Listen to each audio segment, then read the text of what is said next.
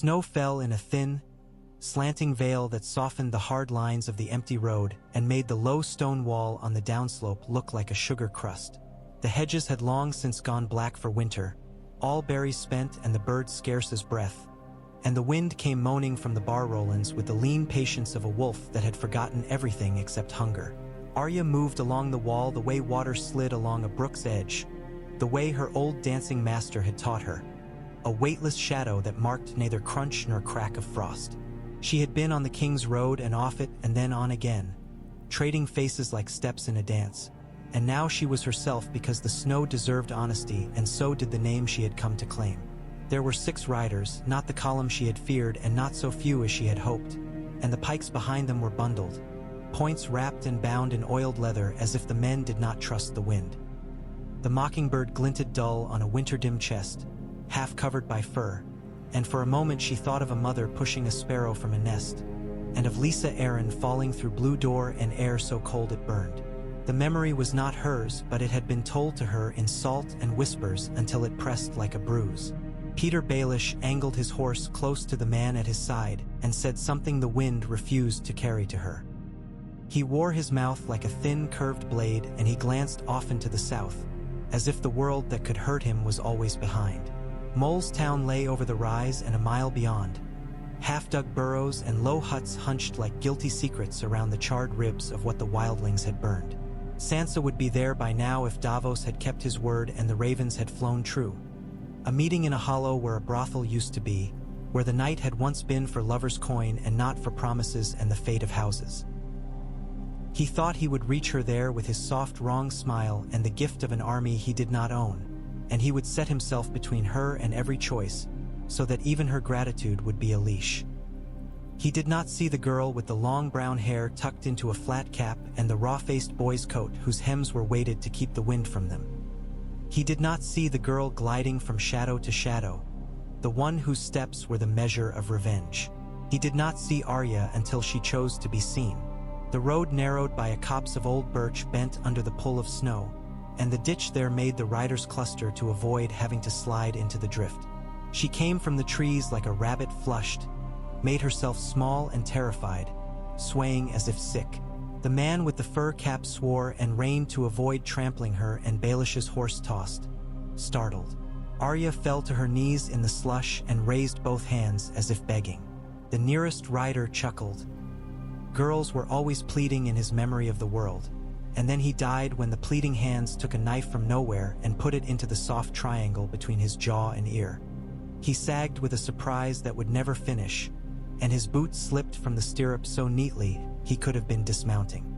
The second man fumbled at his sword and Arya slid under his horse's neck as it shied. She felt the heat of animal breath and the dampness of its toss, came up on the other side, and when the rider leaned to find her she hooked his ankle and pulled and the snow greeted his face. She put needle's point into the base of his skull where it met his spine and felt the small clean give. The third man did not try to draw. He tried to run, wheeling his mount, but the horse had caught the fear and went from beneath him in a spray of snow and mud, and the birch trunks caught him as gently as gallows. She did not chase him. His breath would fail him long before a warning found ears. Baelish had frozen, only his eyes moving, calculating, and Arya thought he was counting the trees and the angles of the horse's legs and the angle of her wrist, and trying to price the outcome. It would have been funny if it were not so tired. He was a man who had learned that everything could be bought, including men's courage and women's dignity, and the only coin that never lost its worth was fear. She felt nothing rise to meet him, no joy, no satisfaction, only the sudden quiet that came to her when the work was about to be done. "I can talk," he said. His voice swept from silk to iron to silk again, and his hands were lower than his waist. "I have words that will save your sister and your brother, both. I have men that will move where I say and when, and without me. Without you they will still move," Arya said, because a fact was a weapon when used simply. The horse stamped, and Baelish soothed it with a movement so unconscious it was almost kind. Dark brows drew together in the gray of his face. He was not so handsome as he believed, she thought, but he wore a set of features that people wanted to trust. "If you kill me," he said, "Sansa is lost. Ramsay Bolton has Winterfell and the boy, and Jon Snow has ghosts and good intentions. The North will break and beg and burn, and you will have killed a man for nothing except old words on the wind. Let me go to her. Let me save her. Then kill me if you must. There is sense in sequence." Arya drew closer and looked at the mockingbird, dull light on tarnished silver. She had imagined his eyes would be sharper, that she would see the knife in them she had learned to expect from men, but there was only calculation and the sweeping of figures, as if she were a column in a ledger that would not sum. She remembered a red woman's face bent over a brazier, and a tired boy with a crown that never sat right, and she thought of a green boy at a gate who had cried because the world made him dizzy and men had used him to climb. "You don't get to finish the things you start," she said. "Not this time." The horse half-reared. He was too good a rider to fall, and that pride saved him nothing. Arya stepped inside the lift of the horse's chest, found the small space beneath, and stood in it. Needle went in under his ribs, and she felt the news of his life pass into the steel with a flutter that faded. Peter Baelish made a sound like a gasp and a laugh, and then he swallowed a word, and Arya wondered whether it had been Sansa's name or his own. She held him as he slid from the saddle, because men who die like that often cling, and he had always clung. His gloved hand caught her arm, and his mouth moved near her ear, and the heat of his breath was the only warmth in the world. "Chaos is..." He began, because he needed to believe that he had invented a ladder that would outlast him. "Snow," Arya said, and eased him down. And for the first time she could remember since her father's head fell into straw from a spike, something like relief crossed her. The horse wandered, blowing steam. The men groaned among the birch trunks or did not. Arya wiped Needle on the hem of her coat and put it away. She knelt and took the mockingbird pin and the signet ring and the coin that stank faintly of a city far to the east. She did not take his face there in the open because the wind would have carried the smell, and because there were crows on the wing and crows observed ceremonies. She rolled him, put him into the drift where the ditch cupped the snow, and covered him so that he became part of the road's shape. The ditch did not care, and neither did the road. When she was done, the world looked the same except for the absence of a man who had believed he was the difference in every equation.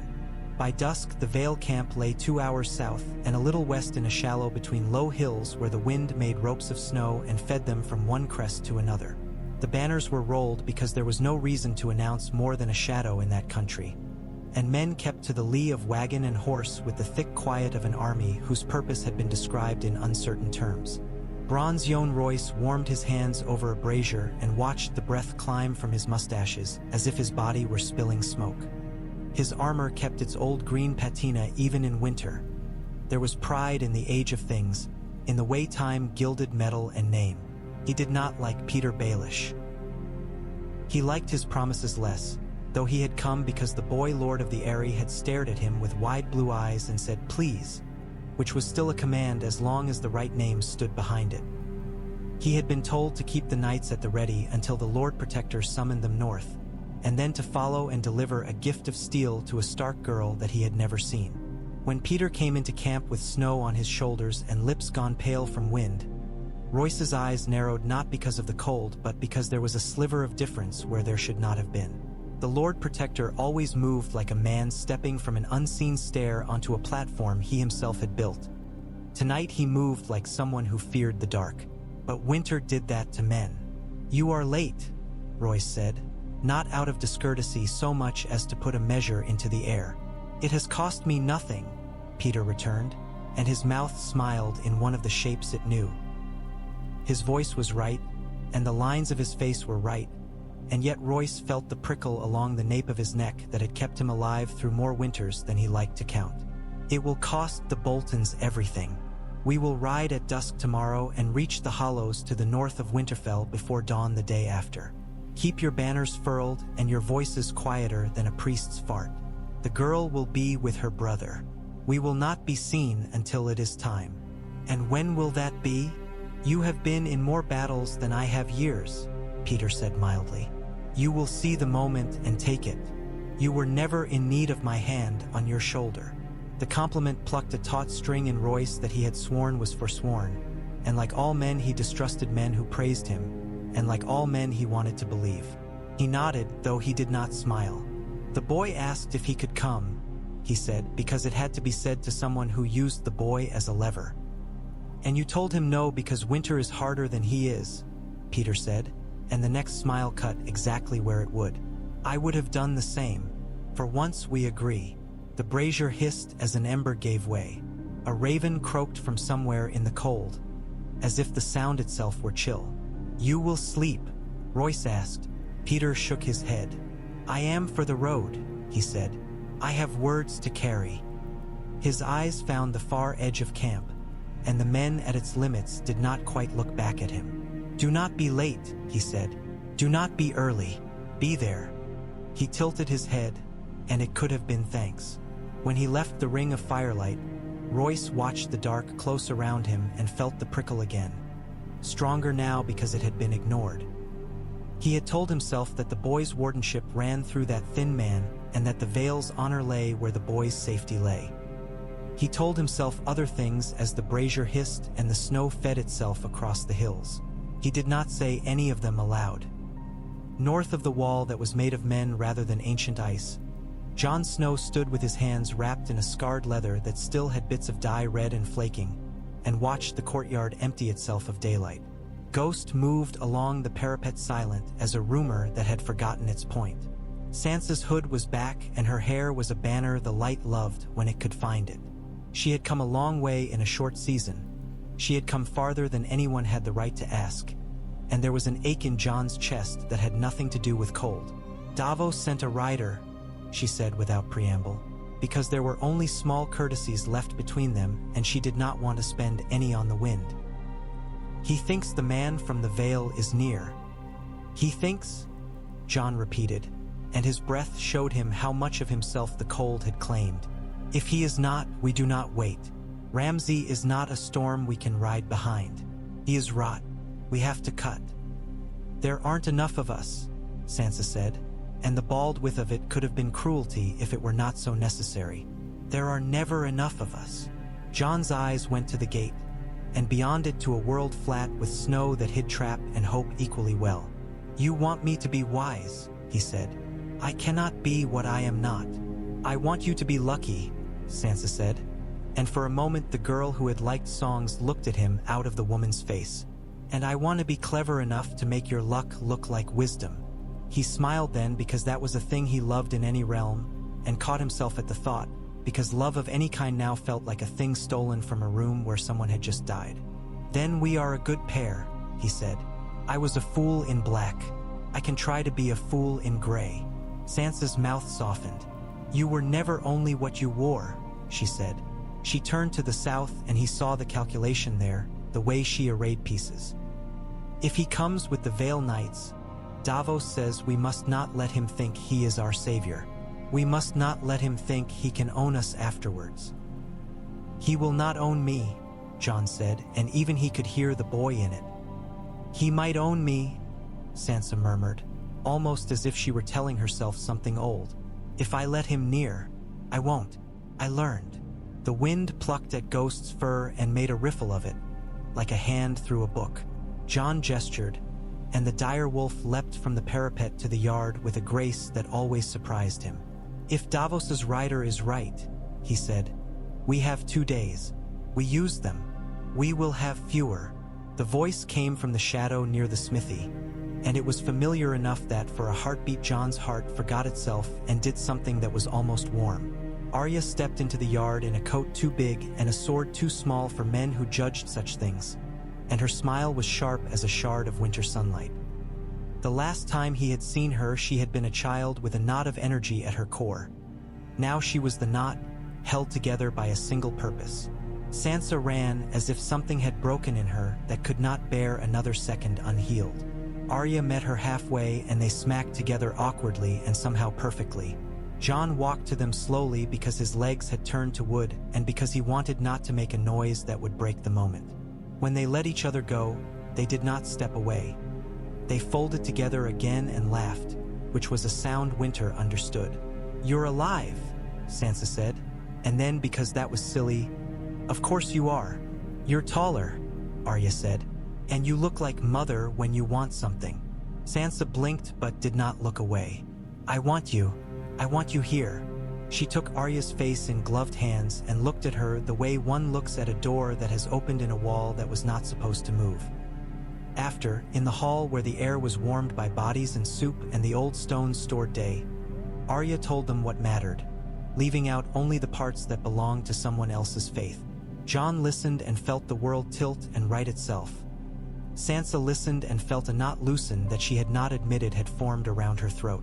When Arya said, "He's dead," there was no triumph in it, and that was what convinced them. "You killed Peter Baelish?" Davos did not make it a question so much as an inventory taking shape. He had long since learned that every war was fought on lists written on the inside of a man's chest. "And you spoke to Bronze Yohn?" "Not long," Arya said. "I didn't need to. He doesn't like Baelish either, but he likes the boy and the Vale more. He'll bring the knights. He doesn't need Peter to invite him to do the right thing." Sansa's eyes were on the table where the crude map sat with pebbles and little bits of wood for markers. "He will come for the Vale," she said tightly. "Not for the Starks." "Does it matter?" Davos said. "If his right lands where ours is?" "It matters after," Sansa said. "It matters always after." Tormund made a noise that might have been a chuckle and might have been a cough. "You have a small army and a big hunger to live," he said cheerfully. "That is good. It is better than a big army and a small hunger. I have known men like that. They get eaten." Jon looked from face to face and felt what passed for his heart these days beat with something like a rhythm. "We have a chance," he said. "We have each other. That has to count for something." "It counts for everything," Arya said. And across the table Sansa met her eyes and something sealed between them without ceremony. They marched not the next morning but the same night. Jon knew the road to Winterfell not because he had walked it often, but because it sat in him like a song he had been made to learn as a boy and then hated and then hummed to himself when he was lonely. He rode with Ghost to Ghost in the pines to his left, and Davos at his shoulder, and Sansa under a hood and silent, because the words in her were being put into order and she did not want to spend them on small talk. Arya moved where she pleased, sometimes beside the column, sometimes ahead, sometimes gone entirely. When she left the line and did not come back for longer than an hour, Jon felt a part of himself go taut as wire. When she returned, the wire loosened, but not all the way. "There are Karstark men at the last Hearth Road," she said low. "They are making a list of who passes. They wrote down our numbers in a way that will read treason in Winterfell. It is how the Boltons keep accounts. They lost Ned Stark's men once because they were loved. They won't make that mistake again." "Can you make them forget to send their list?" Davos asked mildly. Arya thought a moment. "They will send it late," she said. "They will send it in the hand of a man who writes slowly." She rode away again. When she came back, she smelled faintly of the vegetable cellar at the last hearth, and her gloves had a smear dark as old earth. The land fell away and rose again as they passed the abandoned farms that had once marked the edge where the Watch and the North shook hands and agreed to keep separate houses. The air grew colder in that way that seemed impossible.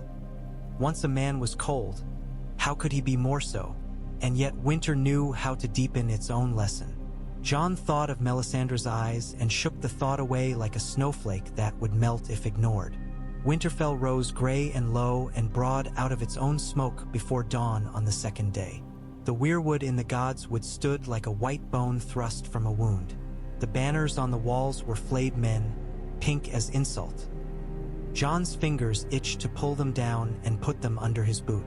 Sansa sat her horse very still and looked at the walls as if they had wronged her personally, and the wrong was old and would be answered for politely and with care. Ramsay Bolton came out to parley at midday with the small contempt of a man who believed parley a polite name for preening. He rode a black horse that had a notch missing from one ear, and behind him came men whose smiles showed too much tooth. The wind dragged at his cloak and the cloth snapped like a sneer. "Bastard," he called to Jon as if it were a courtesy. "I told your sister I would feed you to my dogs." Jon's horse tossed, but Jon did not. "My sister is a Stark," he said, and the wind took his words and put them into the ears of his men. You will not have time to be hungry. Ramsay laughed, and the sound was a knife scraped along a whetstone with no water. If you surrender now, I will. Be merciful, he said. I will cut your throat clean, and only once. I am not an unkind man. Ask anyone who has obeyed me. He turned his head, and Sansa watched his profile with a narrowness that could have been sorrow if a person did not look too closely. You cannot win, she said to him then, and her voice was almost soft.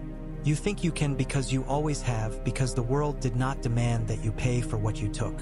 That is over. This is the day it ends. He looked at her as if she had said a fresh clever thing he would enjoy breaking. You merited a kinder gown, he said. I might have let you keep your hair. Sansa did not blink. I will keep everything, she said. You will keep nothing. And then she moved her horse away, because words could only be a kind of food, and the body needed meat. The arrow that killed the messenger from Karstark came almost before he had thought to blow his horn. On the wall, 2 men leaned as if they had been bored by winter and killed him because there was so little else to do. Ramsay glanced up and did not bother to curse. The messenger's head had been filled with little sense and less loyalty. He turned to the Umber, who wore his house like a child who had shucked it and put it on backwards because he wanted to be warm. Set them, he said. Let him come into a cage he makes for himself. On the ridge that the snow had made into a white shoulder, Bronze Yohn Royce stood with his visor up and his breath gathering on the steel, and looked down at the field where the Starks and their borrowed wildlings formed and reformed. He had fought with and against men he admired, and men he despised, and boys, and old men with stubbornness for bone. He had fought in snow before, though not this clean. He had brought the Vale to war wearing no music and holding no bright speeches in his mouth. He watched for the place where a man of the Vale might discard the veil and be only a man fighting for his own measure of right.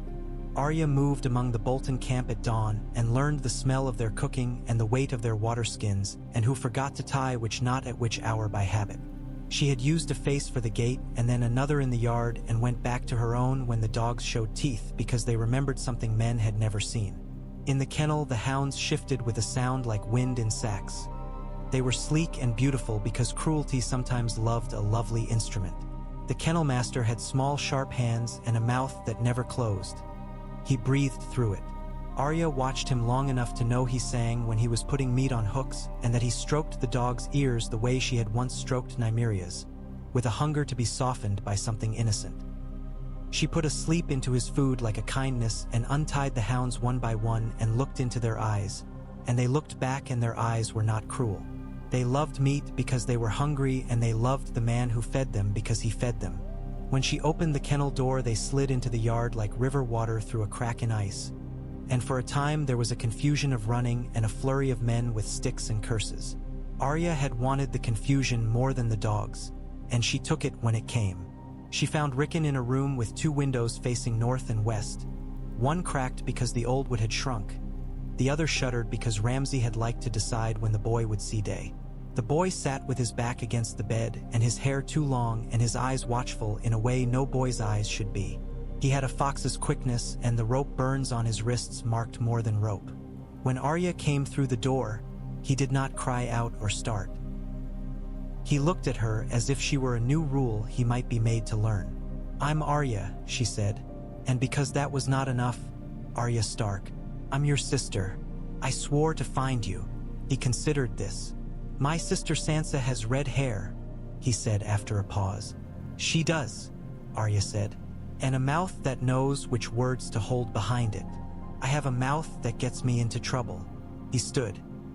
He was all elbows as Bran had been once, and there was a new line in his mouth that had not been there when he ran laughing at Winterfell with arrows longer than his arms. Do we go to her?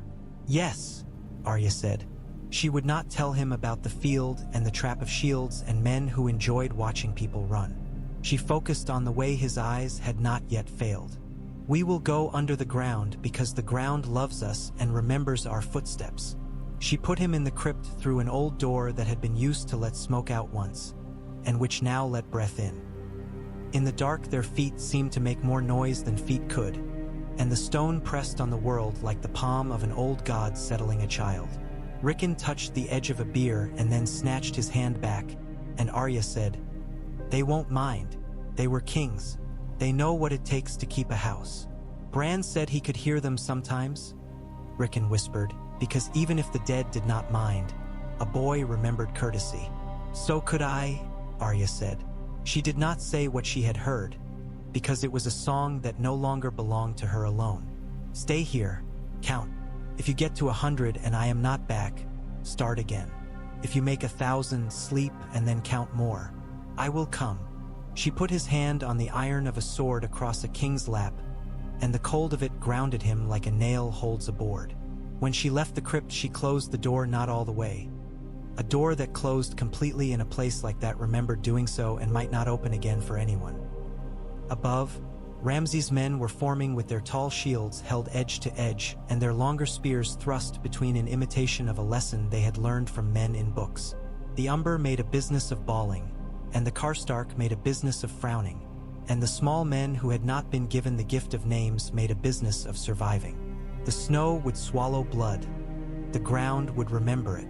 Arya moved along the inside of the walls to the gatehouse where two men leaned out to shout and spit, and she put a knife into each of them because a man should not be allowed to spit on the day his luck turned. She pulled the bar that held the small postern and eased it, and left it willing to give to a push. Outside the walls the world had already begun to roar. Jon had never liked waiting for the charge. He trusted the moment when a man put the weight of decision into his thighs and his horse and did not look back. He did not trust the moment before, when the world's shapes could change out from under you out of whim. When Ramsay's cavalry broke across the field, he saw the mistake they wanted him to make and did not give them the gift of it. He held and then he gave, and the wildlings flowed like they had always known how to run away and then wheel and run back with teeth. Arrows fell and did not care whose helmet they found. The shield wall advanced as if it had been wound by a key. Sansa stood far enough back that she could see lines forming beyond the dust, and for the first time in her life she loved a vantage point more than a detail of dress. She did not look for Peter Baelish because she already knew he would not appear. She looked for the moment when the world would open along a seam nobody had noticed. It came as the wall of shields ground forward, and Jon's men fell back and then broke and then did not break, and the ground was covered in a quarter carpeting of bodies with snow for pile. The Vale came from the north like a shadow had decided to grow teeth and hooves. Royce did not raise the falcon banner until the first ranks were mired in the flank of the Bolton formation and he could feel the press of men from shield to shield. When he did, it snapped once and then it was a memory of summer against the sky. The spears went into men's ribs and the horses broke the corners and the neat line learned the first lesson winter tried to teach. That plans did not love you back. Jon found himself in the press, and for long minutes the world was leather and iron and laughter that had forgotten what it was laughing at. Then the press loosened and he could breathe and he could see, and he saw Ramsay's smile turn from delighted to careful and then to something like a thought. He turned his horse and ran, and because he was the kind of man who could not imagine dying in the outer yard, he made directly for the gate. The small postern bar gave with a sound that was a single clear note amid the roar, and the door went wide enough to admit a wolf and a man who believed in a promise he had made to himself. Ghost went first. Jon went second. The two men who had been guarding the gate had forgotten the name of caution and so could not say it in time. Inside the yard, men turned too slowly, because the battle outside had been everything to them and now there was an inside again. The Vale poured in with a discipline that would have been beautiful if it had not been killing. A Mormont boy took a spear through the upper arm and did not fall because he had learned that falling was a luxury. Davos shouted a thing about doors and hinges that did not matter, except that men obeyed the shape of commands as much as the words. Arya found Ramsay in the hall with the faded banners on the wall and the smell of old smoke and onion soup in the stone. He had a bow in his hand because he liked to make lines between himself and other people, a straight line to a straight end. He drew and let fly, and the arrow caught Jon's shoulder as he came through the doorway and spun him, and the pain made Jon's teeth close on his own breath with a sound that was almost a word.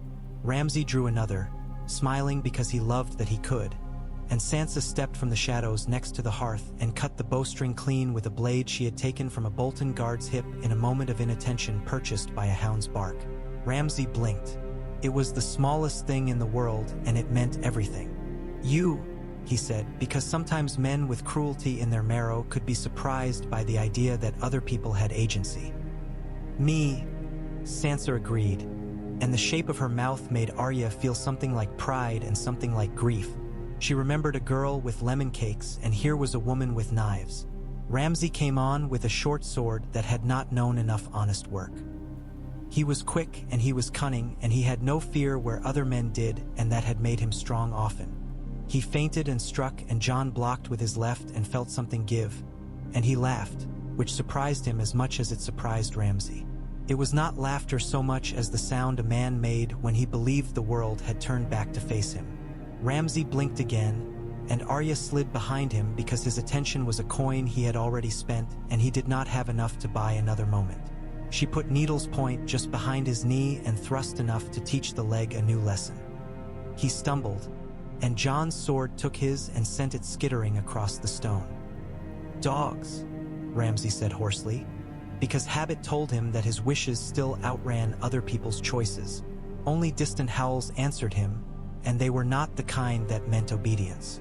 His eyes went wide, and for the first time in years he was a child who wanted his father and did not remember why his father would not come. He tried to run, and Sansa put herself where he wanted to be, which was the other door. He stopped and looked at her, and then at Arya, and then at Jon, and an odd steadiness came into him because he had always imagined he would die, and he had always planned to make somebody else pay for it. "I am still Warden," he said, as if the shape he had been given as a title could carry him like a bridge. "You were never anything," Sansa said softly. "You were a sickness. Houses recover from sickness." She looked to Arya and then to Jon, not as if she asked permission, but as if she asked what they wanted to keep and what they were willing to bury. "You choose," Jon said, because he had learned that justice was often the only way a man could give a woman power she had been denied for too long. Sansa looked at Ramsay and saw not the man who had hurt her, but the instrument by which men believed they could organize the world through terror. "No songs," she said. "No speeches. He will end how he lived, with teeth." She turned and left the hall, and Arya watched Ramsay's face as the meaning of that turned like a key in a lock. He made a little sound, and if it had been a different man, Arya might have felt something for that sound. But this was the man who had sent a boy across a field like a rabbit with hawks overhead and had smiled when the feathers fell. Outside, when the dogs remembered their hunger and stopped remembering his smell as safety, the wind carried nothing of it but a lesson on the air that most men did not need to hear again. The snow received what remained and smoothed it. The banners came down. The wolf ran up. The weirwood in the gods' wood did not change. It had seen more banners climb and fall than any man could hold in his head. The people of the castle came from their cells and corners and the rooms that had never belonged to them and stood in the yard and did not cheer, because there was a kind of silence that honored the dead and the living both. Bronze-Yohn Royce stood in the yard and looked up at the wolf, and at Sansa on the steps with Arya to her right and Jon to her left, and he saw something that made an old man's eyes itch. He knelt without waiting for a speech, and the Vale knights watched their stern old soldier bow his iron head to a house that had taught his grandsires what rule looked like without having to break men on a wheel. One by one men bent, and when they rose the yard had turned into a court, and when Sansa spoke her voice was that of a woman who had decided how much of herself to spend and how much to keep. "You have come far," she said to Royce. "For your boy lord, for your honor, for a promise made to a man I cannot mourn. You have come for yourselves. When the North remembers, it remembers the Vale standing beside it. It will not forget." Royce grunted in what passed for his heart's speech. "The boy asked me to ride," he said. "He likes stories with heroes in them. It does him good to be told that most heroes were only men who happened to have the right thing asked of them at the right time." Sansa's mouth tilted. "Sometimes we ask ourselves," she said. That night they ate in the hall because walls that had kept men afraid were a poor place in which to lay one's head until one had walked them and told the stones who was master. The cooks made stew so thick a spoon could stand in it, and bread so dense the knives were asked to help, and they put mutton on spits and turned it slow. Men ate with a concentration that was almost reverent. Women ate with a concentration that invited no one to interrupt. Children ate until their eyes went unfocused with relief. Jon came into the hall with a clean bandage showing at his shoulder and Ghost at his heel, and the thing that happened when people saw him was not noise but a kind of leaning in. He felt it without wanting to and hated it a little because it meant they wanted him to lead when he had become uncertain if men were meant to be led at all. He took his seat because the room would not sit without him. A hush fell that was not commanded. Lady Lyanna Mormont stood and banged her fist on the table once, and the noise of it was a punctuation. "The North remembers," she said, because she was 11 and could name the thing men had been circling with too many words. "The king in the North." She did not point at Jon. She simply looked at him as if the question had been too obvious to ask, and in the weight of that gaze men found their spines again. The cry rose, and it was not a thing of music. It was an old word said by men who had found that their mouths still worked after winter had tried to shut them. Jon's heart did something odd that was not exactly pride and not exactly fear. He stood because he was not a coward and because sometimes a man had to take a name in his hands and hold it for others. "I did not want this," he said. "I wanted to be good at what I was born to be, to hold a sword and take a blow and keep my brothers alive. But brothers die and sisters survive and the dead walk and want to give us their cold.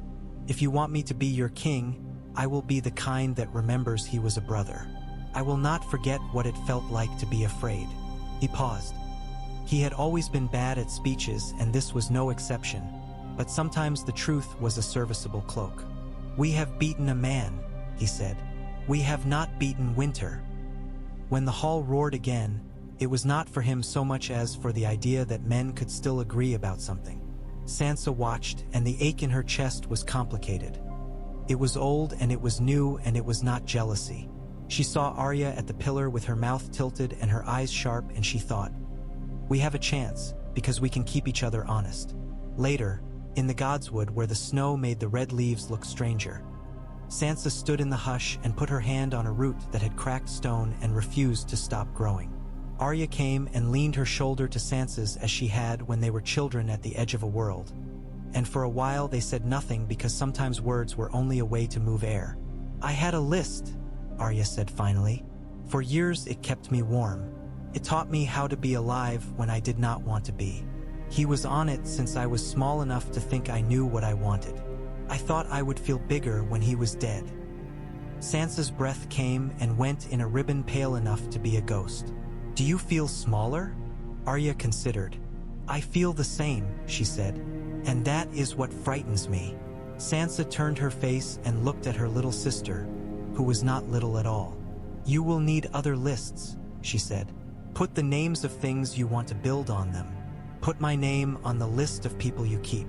The last came out awkward because wishes did often when they were said aloud. "You're already there," Arya said.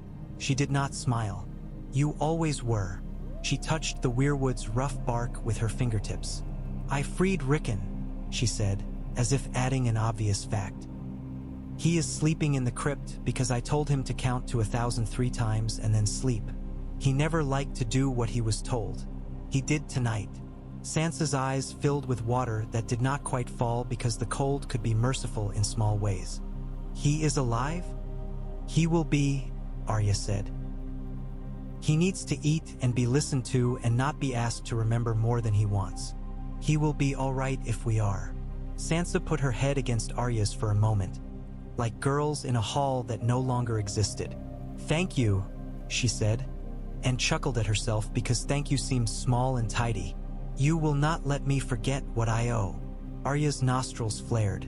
"You owe no one." "I owe myself," Sansa said simply. "And I owe Mother to be the kind of woman she would not have to fix." The next morning Sansa sent a raven east to the Vale with words to the boy lord whose hair fell into his eyes and who could be swayed by the promise of sugar more easily than by a speech. She wrote of honor and of wolves and of robins who learned to fly only when they jumped. She did not write of Peter Baelish at all. Bronze Yone sent men to carry back assurance written on good heavy parchment that crackled when bent. The Vale would hold its passes.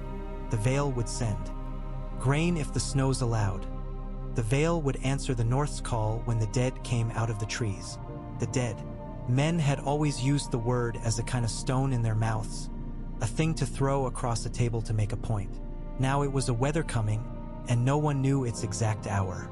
Bran returned with eyes that seemed sometimes to look past the person and fix on a shape that had not yet arrived. He came to the hall as a patient comes to a room where a surgeon is sleeping, careful not to wake what he could not fight. He put a dagger in Arya's hand with a little shrug, as if knives were as common as spoons, and she turned it in the light and understood both more and less than she wanted. "It was used once for a silly thing," Bran said, and Sansa remembered a bed and a boy and a cut across the heel of something that had not been clean. "Now it will be used for a necessary thing." "What thing?" Sansa asked. Bran looked at the fire. "The last breath of a winter that thinks it can last forever," he said. "Save it for that. Do not spend it on small justice." Arya held the blade with a familiarity that made Jon uneasy and then easy again, because he trusted her to spend what needed to be spent. "I like gifts that can be used twice," she said, but her tone had more weight than wit in it. Winterfell filled and emptied like a lung. Men came and men were sent. Women who had never thought to carry more than a basket learned to carry spears when spear shafts arrived from the forests where men had been cutting even when their fingers bled. Old men who had once sharpened plowshares showed boys how to keep an edge on a blade that would take a head, and did not bother to add that it was the most honest work one could do for one's house. The gods would watch without commentary because gods who are old know that men like to talk as much as they like to act. Arya did not leave the north until the work of celebrating Sansa's wedding to no one and Jon's coronation to something had faded to a hum that did not need her presence. She left without a cloak because cloaks can catch, and she had never liked being caught. She rode south with one man, then another, and no man with her long enough to remember a face. The twins were the same and not the same as when she had last passed that way, clinging to a hope so thin only a stark foolishness could have believed it. The towers shouldered the river like thuggish boys at a fair. Fry men laughed in a voice that had always sounded like something stuck in the throat. Walder Frey was what he had been for as long as anyone alive could recall. A man who believed that counting was the same as adding value. He believed himself untouchable because he had scattered the deck and dealt himself the best card by rules he had written himself. He sat with meat juice shining on his lip and peered at the world through a narrow slot cut into his skull. And when the girl poured wine, he did not look at her face because faces did not matter when a man had decided that people were plates for his table. He did not notice when the men who had laughed became quiet, one by one, because each thought it was the other who would make the noise. He did not notice when the cup grew heavy because the hand that held it was strong. He noticed the knife. Men like him always did, and they could never help but personalize it, as if the edge belonged in the world because they did. He tried to sound like a man who had been wronged with dignity and succeeded in sounding like a man who had been caught without trousers. Arya leaned close because breath and the warmth of it belonged to the living, and it was right to take a last thing from a man who had stolen so many firsts. "For Robb," she said simply, "and for Mother, and for the boy child whose name had been a promise." She did not say the names aloud because she had given them to the river once, and the river kept better than a person could. The blade did what it had always been meant to do, and Walder Frey died in a hall where the smoke had once seemed like a ceiling and now seemed like a veil. She left the twin men to their confusion and their calculations. Some would stand and fight, and some would run, and some would try to make the moment about them and be killed by it. Arya rode north with her mouth set in a line that could have been satisfaction and was not. When she came to Winterfell, Sansa met her at the gate and touched her shoulder and said nothing because she did not want applause to make of the thing a show. When Arya told Bran, he only nodded, and then later said, "You left a place for mercy in a house that had forgotten the word. That is more than killing." The snows held and the ravens made black stitches across white cloth. From Dragonstone came word of a queen with ships and fire that ate cities. Jon read the letter with his mouth carefully neutral and then read it again and then looked to Sansa. "Fire," he said quietly. "This winter began as fire under men's boots. Maybe it must end as fire under something older's hands." "Do you trust her?" Sansa asked. "I do not know her," Jon said. "I know what the dead do. They empty a man, and then the emptiness tries to sit where his soul was." He looked at the map and then at the window. "I will go. I must." Sansa nodded because she had been waiting for that. "I will hold the north," she said, without making it about me. There was a glint of humor there, because the girl who had loved the tilt of a headpiece had come a long way. Bring a queen home or bring an army. Bring, most of all, a promise that the living will go on. Arya touched Jon's shoulder. If she tries to burn you, I will put out the fire, she said lightly, and Jon laughed despite himself. She has dragons, he said. You cannot put one in a sack like a cat. I have a list, Arya said, as if that were an answer, and perhaps for her it was. He left with Davos and a handful of men who had learned not to call him boy or bastard except when the fire was soft and the drink was strong and the mood could carry it. The sea was a thing Jon did not love, and it did not love him. It made him green and quiet and resolved that he would do what the letter asked if only to be done with the boat. He met a woman with hair like the summer he had never had and a gaze like winter he knew too well. He bent and did not bend. He spoke and did not give up the most important thing in the world, which was the right to say no. Dragons filled the sky and emptied it again. Fire warmed his face and did not burn his purpose. In Winterfell, Sansa became what she had never had a word for when she was little: necessary. She settled arguments over strips of land because land mattered less when men needed everything, but it mattered more because names did. She arranged the grinding of grain so that the bread ovens did not fall behind the snow, and she reassigned men at the smithy when it became clear who could strike a straight line and who could not. She learned the art of saying no so that men did not feel like boys when they heard it. She learned the art of saying yes so that women could hear themselves say it too. She made a study of the houses north of the Barrowlands and their particular prides and pettinesses. She learned that the Manderleys liked their honor salted, and the Glovers preferred it carved. Arya moved in the in-between, and it turned out that the in-between was a large place. She tracked a band of men wearing old Stark colors who were in the quiet business of stealing from carts because they had learned that whatever you called yourself, theft was easy. She stood in a door and said, "Choose." And the men looked at her and recognized something that would tolerate a certain number of choices and no more. She found a girl near the hot springs who had been choosing bread over dignity, and she taught the man who had made her feel, as if there were only those two options, that there were also options involving pain. Word went ahead of her and behind her in equal measure, and people learned to avoid the line of her attention if they wanted to keep all their fingers. Bran sat by fires and then under the red leaves and then in a chair by a window and watched more than he spoke.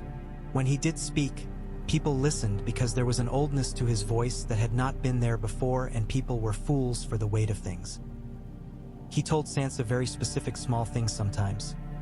Move the grain from the west granary to the south, because the west's roof will give and you will lose less, and do not trust the new boy with the mole on the back of his left hand with any knives. And she did not ask him how he knew because it did not matter. He told Arya once, "You will never finish your list because you will always add to it if you try to live by it. Start a different one." She did not answer, but the next day she gave a child a piece of bread, and the day after she sat and taught two girls how to hold a knife so that it would be an instrument, not a panic. Word from the south wove into their days like a bright thread whose color could not be repeated. A queen who had once been a beggar, a city that had once laughed at seps and now wept smoke, a lioness who would not let anyone see her teeth until she meant to bite. Jon wrote back with words chosen as if each were itself a blade. Sansa read them and heard what he had not written as clearly as what he had. Arya read them and thought of ships and of fire and of how the two mixed too often to good effect for one side and ill for the other. The army of the dead was rumors, then certainty. It moved slowly because the dead do everything slowly except multiply. It walked over rivers and did not break the thin ice because it had no weight except numbers. It did not stop to eat because it did not hunger. It was a storm with rules only cold understood. Men who had never believed in anything but their own hands became men who looked at the horizon as if it could answer a personal question. They met it not as fools but as people who had decided that they would not be the ones other people blamed later for giving up. The field outside Winterfell had seen one great business done, and it was greedy for another. It rolled its shoulders and waited. Sansa stood on the wall with her fur pressed tight around her face and her mouth set and watched men and women become the thing they had told themselves they could be. She sent the children below and sent with them old songs and newer ones that could teach them how to keep breath in cold places. She told the women with arrows that they would be praised for every bolt they loosed, and she told them also that nobody would write a song for the bolts that missed, and that both were fine. Arya walked the wall, and then the yard, and then the wall again. She placed men where they would not break on first touch. She stood by the sally port she had once eased and tested the hinge and nodded. She looked at the dagger Bran had given her and slid it down again into its home against her wrist. She would not waste it. She wore a face because faces were tools, but when she stood by Sansa with the wind pulling at her hood, she was herself because so few people had bothered to build a self that winter would know. When the dead came, it was not as a wave or a flood or a storm so much as a patient insistence. They filled spaces left by air and life and created their own pressure.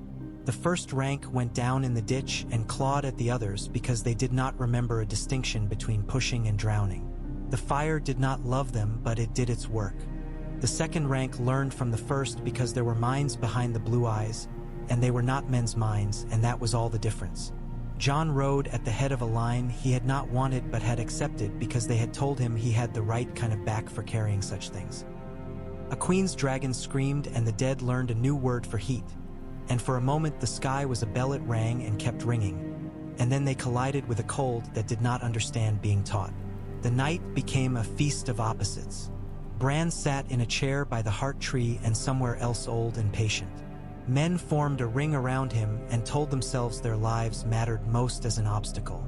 Sansa watched the ring and did not blink because blinking would break a spell. Arya moved to holes as they appeared, sealing them with 1, 2, 3 quiet decisions. She did not kill the dead and then look at them as if the act needed witness. She killed and moved on because time and numbers were different here. It ended as perhaps it had always meant to end. Not in a duel for men to measure their courage by, not in a song, but in a small space between moments. The white fine thing that led the others glided to the godswood, and the air made a sound like glass singing. The men along the ring died and then stood and then did neither because the wolf tore their heads off clean and the headless dead were not as useful as the whole kind. Jon came as if he had been moved by a rope, because sometimes a man cannot will the exact place his fate requires him to be. The queen screamed out of a fire-bright sky and something colder screamed back, and the night became a memory of light and then a scolding of shadow.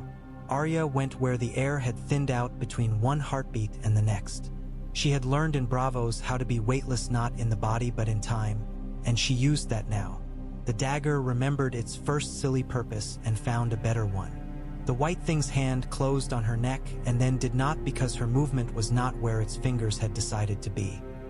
She put the blade into the place Bran had said, where winter would have to make an argument if it wanted to stay, and for a moment the universe was very quiet because it had been asked a direct question. When the sound came back it was wind, and wind meant life. Men did not cheer. They lay down and pressed their faces to the ground because they had been allowed to continue and they wanted the taste of dirt in their mouths as proof. Women did not cheer. They leaned on bows and tried not to throw up because relief could make a body do strange things. Sansa let the breath she had been holding go and did not fall because she had promised not to do it where it would be seen. Later, in a small room, she would sit and shake and Arya would hold her hand very tight and say nothing at all. The morning after the longest night that any of them could remember, Winterfell smelled of smoke and soup and the first faint sweet scent of something like spring deciding to pretend. Jon sat on the steps and watched men carry bodies out, and he counted only so that he would not think. Sansa came and sat beside him and put her head on his shoulder, and it felt like a thing that had waited years to happen. Arya stood a little way off with her hands clasped behind her back as if to keep them from doing. Bran sat where he could see the yard and the clouds and the ground, because he seemed to like collecting perspectives. "You were right," Jon said, and the words were not anywhere near enough and were exactly as much as he could do. "I often am," Sansa said, and then after a moment, "So are you when you are not being yourself." He laughed and then stopped, surprised by the sound. He had thought perhaps those came only once per life now. "There is still a queen in the south," he said, "and a city that would rather starve than kneel." Sansa's mouth made a shape that was not unkind. "We have time to decide whether we wish to tame a lioness or teach her that the taste of snow can be as bracing as the taste of wine." She looked at Arya. "Or send a cat into her house." Arya shrugged lightly. "I have a list," she said, and then, because she had understood something Bran had said months before, she added, "Of things I would like to see alive when this is done." "What is on it?" Jon asked, because he wanted to be one of those things even if he could not admit it, even to himself. "Children running in a yard that isn't afraid," Arya said. "Men arguing about where to put a well. Women sewing because they want to, not because the man in the next room will mark their skin with a buckle if they don't. The smell of bread. My sister's laughter not being drawn from a well so deep it hurts to fetch it." Sansa looked away because it felt like superstition to let someone see you when you were owed happiness and thought you might get it. "We will have those," she said, and felt the weirwood and the walls agree. Without Peter Baelish, the Vale did what it had always been good at. It kept its word to itself and then found a way to keep it to other people. Bronze Yohn did not let the boy lord ride down to Winterfell with a stream of sweets tumbling from his gloved hands. Instead, he taught him to sit a hawk properly and to watch how a rabbit vanished when the grass moved wrong. He brought him to see the graves of men with names and men with none and said, "This is what deciding means." The boy learned slowly, which is to say, at the rate most men do. No one whispered to him that he was a king in all but name. No one kissed his knuckles unless there were other people watching and they needed the dance to go on. When at last the banners moved south and north like threads meeting, they did so not because a man had pulled them on a whim or a woman had whispered in a man's ear, but because there had been time to think about what a future might look like if interests overlapped and grudges were stored in places not easily accessed. A queen came to Winterfell because words had moved her. The particular words Jon had chosen and the words of stories that had floated up from the north and turned southward faces thoughtful. She sat beside Sansa at a table with maps and they argued, and then they agreed, and it felt like honesty. Arya watched them both and thought that she had once believed the world to be a series of doors you either opened or you cut your way through. Now it was a series of rooms you stayed in long enough to decide whether the furniture was worth keeping and if the people in it were willing to dust. When the time came to settle the matter of who sat on a chair in the city that had thought the world was a stage for its plays, they did not burn it down or smear it with blood. They walked into it with another set of songs and another kind of quiet. They made use of debts that were older than any one person's life. They made use of a river that had learned to swallow armies without making a speech about it. They made use of faces, one or two, because sometimes the old tools are the best tools when you don't ask too much of them. An old lioness learned that there were kinds of death that had nothing to do with stopping a heart. She learned to be old. She learned to step down without believing she was falling. It was not a happy end for her. It was not an end she recognized. That was enough. Years later, when the snow still came and went as it had always done and Winterfell's walls had learned the shape of laughter again, Sansa walked the Godswood with a boy at her side who reminded her of a lost one, and not because he had his face. She told him a story about winter that did not end with the ending of things, and the boy said, "Does it really happen that way?" And she said, "It did once." Arya came and went and always came again. She learned that having a list of things one wants to see alive makes it very difficult to go too far from the places where they are happening. She went where she was needed rather than where she wanted to kill. She kept a knife and she kept her hands and she kept a place for mercy even when it made no sense to other people. She grew into a woman who did not call herself a lady because the word had been used as a leash too often, and she did not care to remind herself of collars. She learned to sit, sometimes, and to close her eyes in a room where no enemy could enter without first passing through 1,000 small kindnesses she had helped build. Jon traveled and returned and traveled again because the North had always loved its wanderers and because there were still things that needed doing beyond view. He did not enjoy being sung about.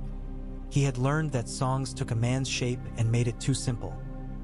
He preferred to be told that a fence had been mended and a canal had been dug and a child had been named for a grandmother who had stood on the wall with a bow and felt her arms ache and did not put them down. He preferred to be told that the forests were being cut kindly and that the wolves were seen and not shot because people had learned to change their paths rather than try to change the wolves. Bran sat with the weirwood's roots under him, and sometimes he smiled about things nobody else could see. He spoke rarely, and when he did it was almost always to ask whether anyone had any bread left and whether Arya was coming home soon, which were the kinds of questions that made a life. One winter, deep and hard. A raven came with a bit of wax clinging to its message, and Sansa read it and laughed and then wept and then laughed again. Arya had reached a place where the sea ended and something else began, and she had sent a stone shaped like a fish with a hole through it because she had thought Sansa might like to wear it in her hair.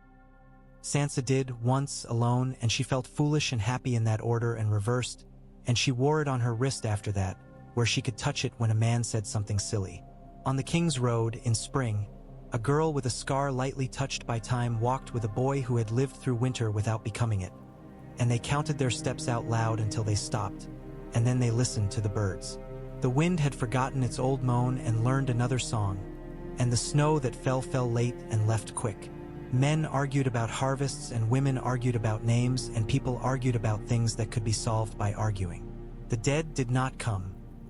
Sometimes, on a clear night, when the sky over the Godswood was hard and deep and the weirwood's leaves moved in a breeze that was not wind at all, Sansa would speak softly to the people who had not been given the quiet they deserved and tell them how their children were, and what their children's children had done, and how Arya had come home and Jon had laughed without choking on it, and how a boy had grown into a man without learning to enjoy making other people afraid.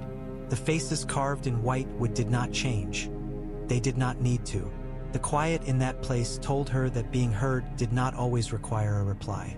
In the end, what had begun with a man's small plan to own a woman's fate had ended with women deciding to be whole. Peter Baelish's body had fed adrift, and the drift had melted and run into a stream and then a river and then the sea, and there was a certain beauty in how nothing much had made that happen except time and weather and the refusal of people to be what had been carved for them. The mockingbird pin lay in a small chest wrapped in cloth that Sansa had once used to bind her hair when she had believed that beauty was an achievement. Sometimes she opened the chest and looked at it and then closed it again. She did not throw it away because she liked to remember how small a clever thing looked when you were no longer under it. If anyone asked how the world had changed, the Starks who had survived said, "Not enough," and then said, "More than anyone had reason to hope," and thus were both honest and kind. They built a new list together: roofs to be patched, debts to be forgiven, festivals to be held at the right season, children to be taught to aim an arrow true, and when to put it down. They wrote those names on wood and stone and on the inside of their hands, in a script that would not run when tears fell on it, and they learned to read it to each other in the quiet hours when winter tapped at the windows like a visitor who had not been told they were no longer welcome and might come in anyway, from time to time, to sit by the fire and listen without speaking. In the weeks after the longest night, Winterfell learned the feel of hammers again. Men beat nails straight and drove them into new boards. Women stitched wool with fingers cracked by cold and firelight. Children ran where the dead had walked and argued about nothing of consequence until their mothers called them to eat. Smoke from the rebuilt kitchens lifted in a steady column and drifted toward the river. When the wind turned north, it smelled of stew and bread instead of pyres. Sansa set a table each morning in the solar where the light came in flat and honest, and there she made lists that were not the kind Arya had taught herself to live by. She counted flour and fat, salt fish and timber lengths, ox carts and hoofs fit for travel. She sent ravens over the wolfswood to houses that had been slow to answer, and when the replies came back handwritten and blunt, she answered bluntness with equal measures of courtesy and firmness, a balance that felt to her like keeping a foot on each side of a wide crack in a frozen lake. She learned where the Glover's pride thinned and where the Manderly's purse swelled. She learned that the Umbers were still stubborn and the Karstarks still suspicious of their own reflections. Outside, the yard rang. Brienne oversaw drills with a patience that had the shape of a vow. She had cleaned her mail and restrapped her greaves until they lay smooth and close. The sword at her hip looked as though it had finally realized there was nothing more honorable for it to do than be ready. She corrected grips and stances without scorn. When a boy fumbled and a girl flinched, she only moved their hands and said, "Again." And again they did, until the small muscles learned faith. Arya moved where she was needed and sometimes where she was not, because not yet needed was a place people forgot. She checked the hinges she'd loosened at the gatehouse and had Davos send men to reset them true. She stood on the battlements in the stale hour before dawn, when the world felt like it might not remember how to turn light again, and listened to the quiet that came when fear had been named and set aside. She walked the crypt and left a candle by each Stark who had died without knowing they would be remembered. Then she blew each candle out, because memory did not need fire if the living kept it. Jon spent his daylight between wood and iron and talk. He walked the rebuilt sections of wall and listened to men who spoke too loud because they had survived and could not help telling anyone who would stand still the exact shape of the last night they had seen. He went to the kennels and let the dogs lean against his legs until his leggings were furred white. Ghost ran the yard, restless now that there was nothing that needed killing. At night Jon slept badly and woke easily, and when he dreamed not of dead blue eyes but of the steady work of thaw. Drip from eaves, sog of snow turning to mud, birch sap rising in pumps too quiet for anything but a heart to hear. The dragons came before the queen. People heard them first. A long, low roll like thunder caught behind hills. The cooks stepped into the yard with broth steaming in bowls and forgot the bowls as the shadow fell. One passed over, great as a ship turned upside down, and then another, smaller and quicker in its banking. Men on the wall gripped spears. Brienne said one word, "Hold," and their knuckles eased. The dragons passed, their bellies pale as river stones, and the yard breathed again the way a chest breathes after it has been punched. Daenerys arrived that afternoon with the tide of the sun. The Unsullied came first, rank straight even when they were cold, bronzed faces pulled still against the air. After them came men from the Stormlands with patched cloaks and banners that hung limp and resentful, and sailors from the narrow sea with earrings and a habit of looking at roofs as if expecting to see ropes and rigging there. Behind all walked a woman with a dark face and calm mouth who took in the walls with the same evenness as she took in everything else. Missandei stood out among northern grays like a bell of soft brass. At the rear rode Daenerys on a dapple gray taken from a house whose name meant nothing in the free cities. Her hair had been braided simply, a concession to wind and travel, and the set of her shoulders was a lesson in how to look at a place as if you did not intend to own it, only to be obeyed by the work you asked of it. Sansa went down to meet her in a cloak that had been mended twice and showed it. She had not put on a crown. She did not own one. The crowd in the yard made a rough ring, leaving space between the Winterfell stone and the new people's polished shields. Jon stood to Sansa's right, Davos behind his shoulder, Arya to her left with her hands behind her back like a girl who had stolen an apple and was waiting to see whether anyone would notice. They stopped arm's length from one another and looked. They were both young. They were both old. The winter light found Sansa's hair and lit it. The wind found Daenerys's braid and tugged it loose. "Welcome to Winterfell," Sansa said. She gave nothing away and seemed to offer everything. "Thank you for having me," Daenerys replied, and the soft south in her voice made the words warmer than they would have been from any other mouth. Her eyes took in the rebuilt lintels and the patched roof and the new mortar in the gatehouse. She nodded once, as if to say the work was seen. "My people will not take what is not given," she added. "They will pay for what they eat. I will hold them to it." "Hold your dragons as well," Sansa said, steady. Daenerys's mouth tilted. Not a smile exactly. "I have learned to," she said. She glanced at Jon, and his face did a small thing that people in the yard could read if they cared to. Some did. Most pretended not to. They ate together in the hall that evening. It was loud at first because any hall with meat on the board will be loud when the people at the tables have gone hungry. Then, as people fell to, the talk softened into pockets of laughter and low confessions. Tyrion Lannister sat at the long table on the right side of the dais, eyes bright under lids that always looked a little tired, hands around a cup he did not drink fast. He wore the pin of hand and wore it as if he had grown used to its weight. He caught Sansa's glance once across the candles and raised his cup in a salute that did not press. She returned it with a small incline of the head that said both, "Our marriage was a story with a beginning and an end," and, "I see you and I remember." They spoke in the solar when the hall had emptied and the candles had burned down to stumps that tasted of wax.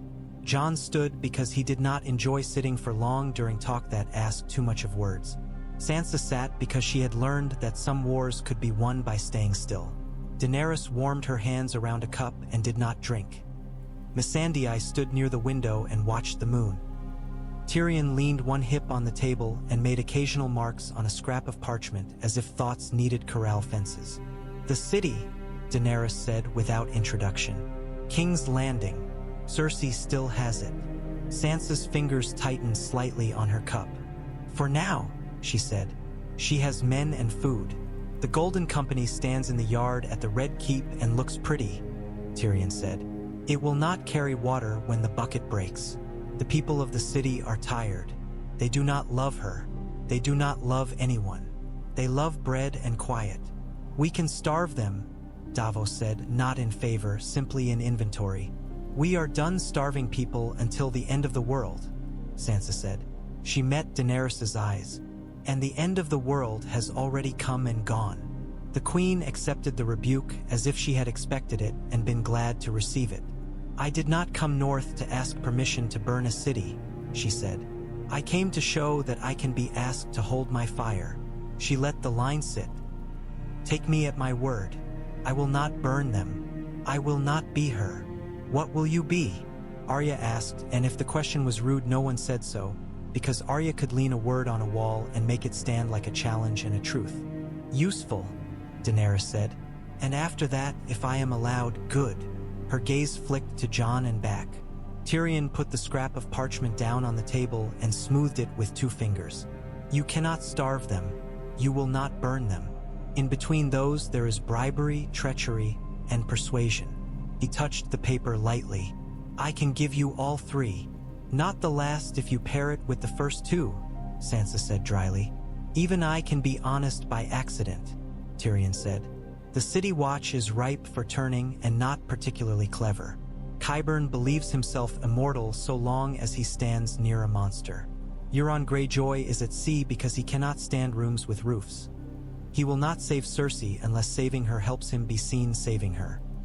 The great houses that might answer her do not love her enough to risk winter to do it. He lifted his hand. And there are the small people who are not small in some. They will open a gate if they think a day will end quietly that way. Who opens it for them? Jon asked. Who opens it for us? Daenerys looked at Sansa and did not smile. Your sister, she said. If she will. Sansa did not glance to Arya. She already knew the shape of the answer. Arya's chin lifted a fraction, as if a thread had pulled it from the ceiling. I can open what needs opening, she said. Do not kill her, Sansa said, and she made no effort to soften it. The room held that sentence like a delicate object. If there are 100 reasons to do it, leave it to the 101st. Do not turn her into a story someone else can use to make another girl into the villain of a play. Arya weighed that. If there are 100 reasons, she said, and the 101st is mercy, I will try to choose it. She did not promise. She thought of the Red Keep as it had been the day she had run through its halls a girl of 11, hot with insult and awe. She thought of it now, a place of dead smoke and sharp edges, and the memory and the thought met and made a third thing. She imagined Cersei Lannister's face without the mask of the city and wondered if the bones would look different under bare torchlight. We need more than an opening, Tyrion said. We need the city to sit down all at once and concede. We need a face they will accept replacing the one that is leaving. Daenerys looked to him. You mean mine, she said. I mean law, Tyrion answered. And when they all looked at him, he did not shift. After we take the city without breaking it, we must give it a thing it can build itself around that is not a person's will. A charter, not a singing one. A list of things the king or queen may not do without the consent of the realm, and things the realm must do for the small people whether or not it wants to. Bread and water, justice that does not have a price, trial by peers instead of bribes in back rooms. You would put chains on a throne, Davos said, not scornful. I would nail it to the floor so it stops rolling over everyone, Tyrion replied. Chains are for people. We've had too many. Sansa exhaled slowly. A charter, she said. You can write one. I can write a draft, Tyrion said. Others must write the rest. Samwell Tarly will put more good words into it than I can. The old maesters will suck their teeth and say and then remember that once they were boys who believed words could help the world not be awful. And the North will write their own, if they intend to be a part.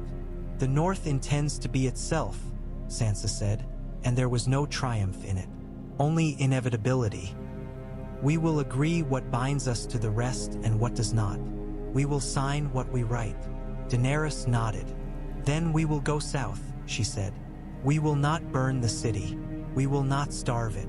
We will not make a show. We will end a play." She rested her cup. "And if the old lioness yields, I will not snap at her heels as she walks away." "How many swords do you need?" Sansa asked.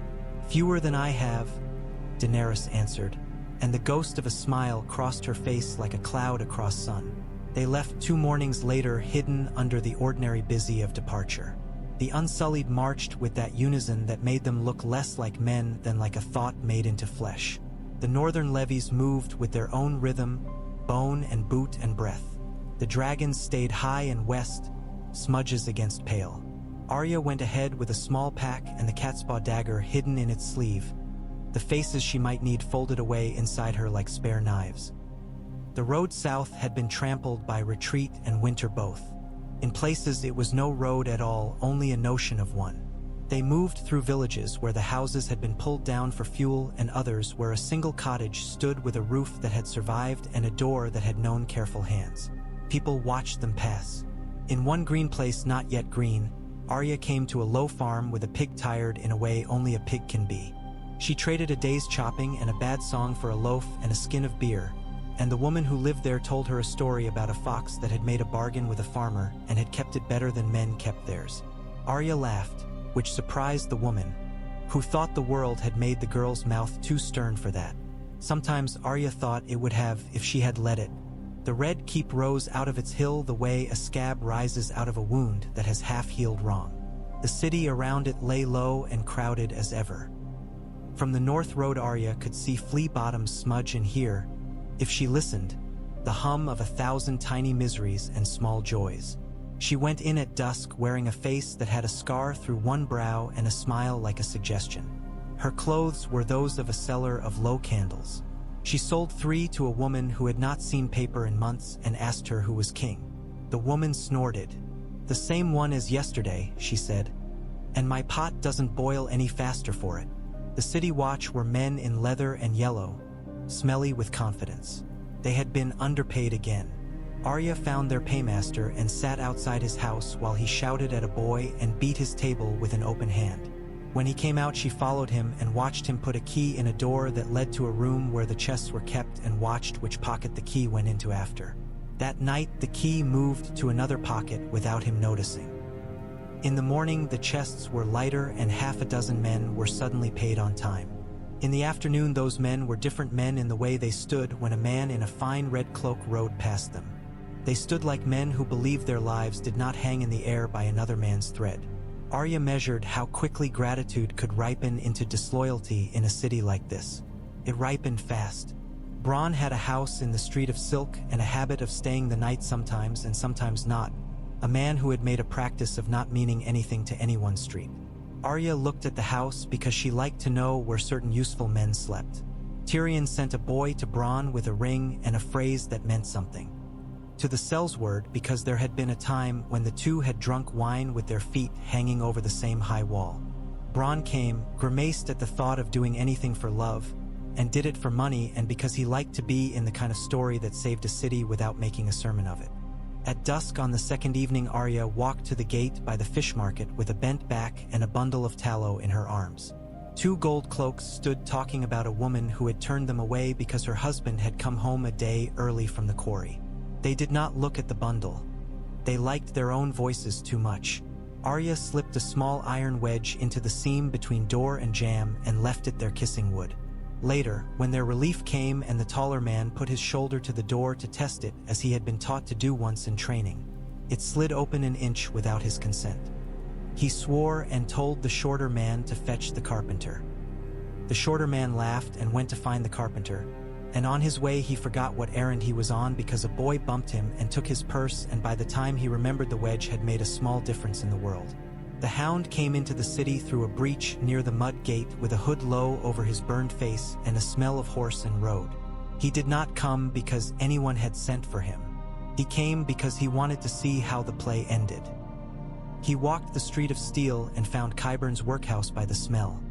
It smelled like wet linen and meat boiled too long. He leaned against the arch and watched men with neat hands carry boxes out of the dark and into light as carefully as if the boxes carried the last light the world had. When the sun slid down and shadows made the alley a choice between courage and caution, he went in with neither and both. Inside, candles burned in cages as if they might get ideas about escaping. Bottles stood in rows that made maps of a madman's empire. Qyburn bent over a basin and muttered to the wet hunk of meat in it as if it might answer. When the hound's foot scraped the floor, Qyburn looked up and made the face a man makes when he has been interrupted in prayer. "Ah," Qyburn said. "You." His eyes moved to the sword at the hound's hip and then to his hands. "Are you here to kill me?" "I'm here to tell you your brother's dead already and hasn't noticed," the hound said, and the echo in his voice was his own surprise at how much he meant it. He took a step. Qyburn took a step back. The basin tipped and what was in it slopped on the floor with a sound that made the stomach remember stew and reject the memory. "Cersei needs her monster," Qyburn said, which might have been defiance if it had not been devotion. "She needs a bed," the hound said.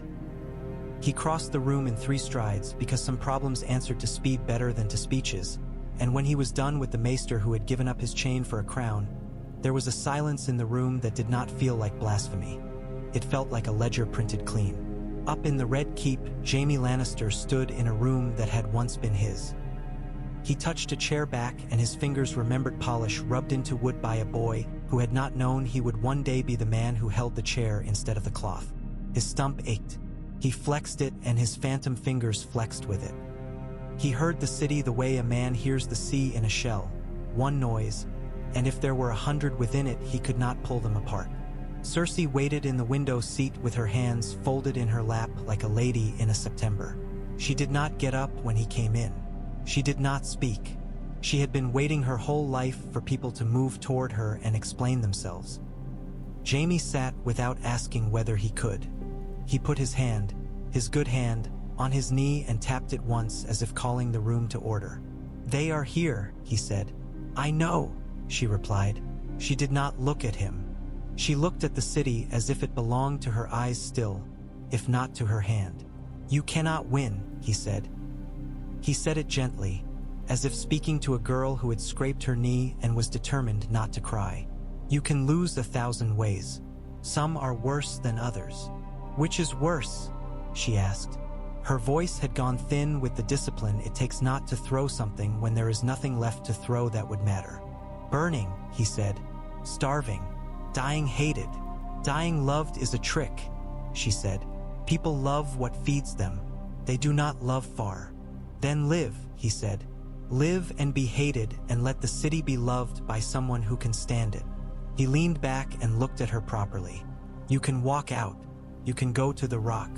You can be old there. You can teach a girl with your hair and a boy with our father's eyebrows to ride the winter hills and not think of kings."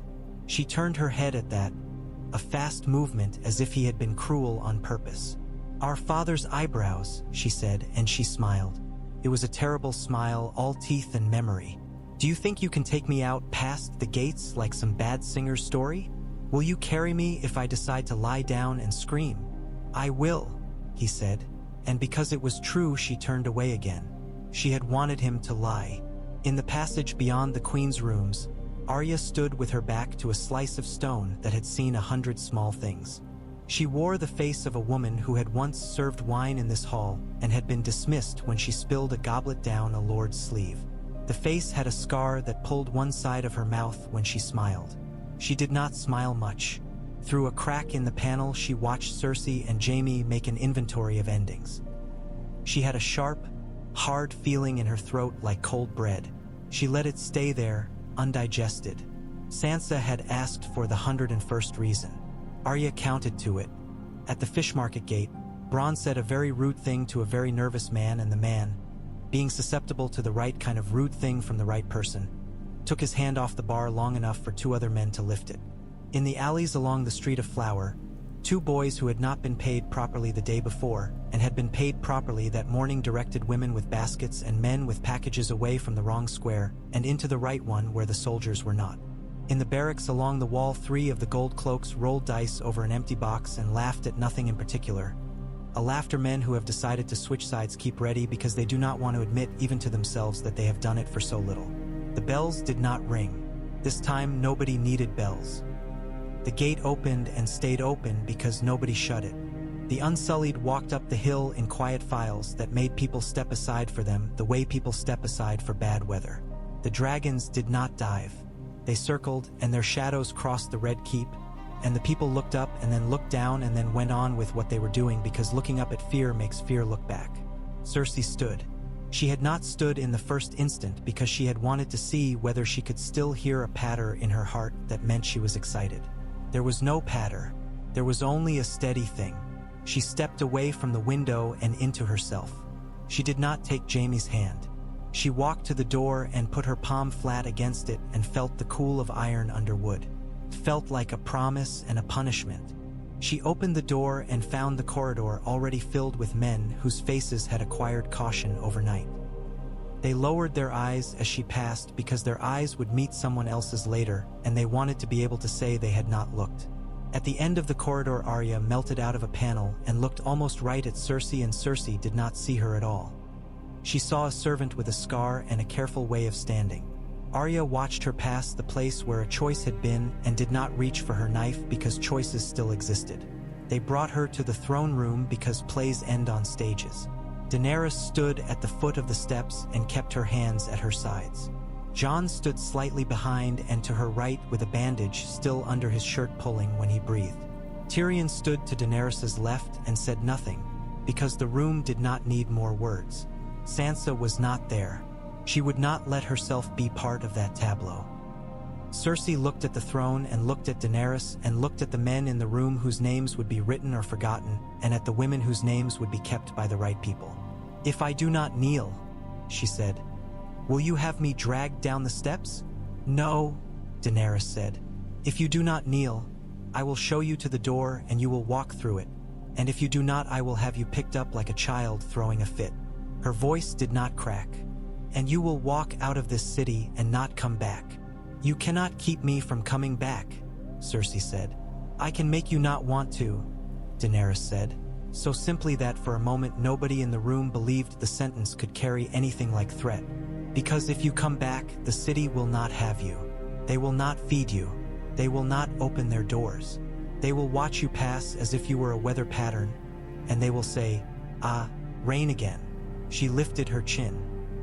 "I will make you ordinary, Cersei of House Lannister." Cersei did not flinch at the cutting away of titles. It would have been beneath her to flinch at that. She walked down the steps from the high seat and past Daenerys so close that the air between them felt pressed. At the door she turned her head. "You will be eaten by your own," she said, and she said it almost kindly, which was worse. "All rulers are. The trick is to be small enough that there is nothing good on you to bite." "I do not intend to be eaten," Daenerys said. "Then you do not intend to rule long," Cersei replied, and she went out into the heat of her last day in that place. There were no cheers.